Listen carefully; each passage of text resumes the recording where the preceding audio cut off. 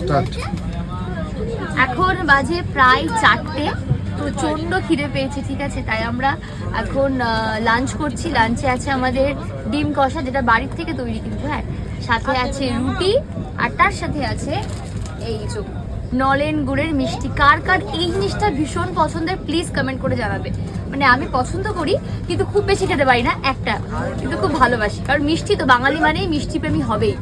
আর এই হচ্ছে আমাদের লাঞ্চ, সবাই আমরা লাঞ্চ করছি। আর ট্রেনে এখনো আমরা কটায় নামবো? 7টা না, প্রায় 7টার দিকে নামবো, তো এখনো অনেক কিছু খেতে হবে। কি কি খাবো সব জানাবো। আর এই যে চলো খাওয়া স্টার্ট করি।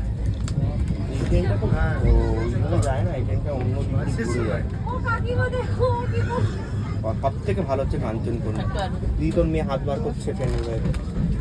বাড়ির রান্না একটা আলাদাই টেস্ট। দিদি দিচ্ছে, দিদি কিন্তু রান্না করেছে। হাই করে দাও। তুমি রান্না করেছো তো? আর সবার একটা ডিপার্টমেন্ট আলাদা আলাদা ছিল, আমি শুধু শুকনো জিনিস নিয়ে এসেছি। আর ওই যে উনি ব্রেকফাস্টের দায়িত্বে ছিল, আর ইনি ছিল লাঞ্চের দায়িত্বে। তোমার মুখটা দেখাও। লাঞ্চের দায়িত্বে। এখন কি খাওয়ার দায়িত্বে? এখন খাবার দায়িত্ব আছে। বেশ মজা হচ্ছে কিন্তু আমাদের, ভীষণ সুন্দর লাগে। মানে এতটা লং জার্নি তো মনেই হচ্ছে না। অনেকটা ম্যানেজমেন্ট করছে তাকে দেখা। হ্যাঁ, আর এই পুরো বিষয়টা ম্যানেজ করছে আমার দাদা,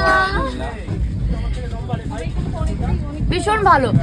বলে না, মানে ফ্যামিলিটা এত ভালো, সবার সাথে এত ভালো বন্ডিং হয়ে গেছে শুধু ট্রেনে জার্নি করতে করতে। মানে এখনো 2-3 দিন বাকি আছে, তাহলে এই 2-3 দিনের মধ্যে আরো কতটা ভালো বন্ডিং হয়ে যাবে, তাহলে সেটাই ভালো।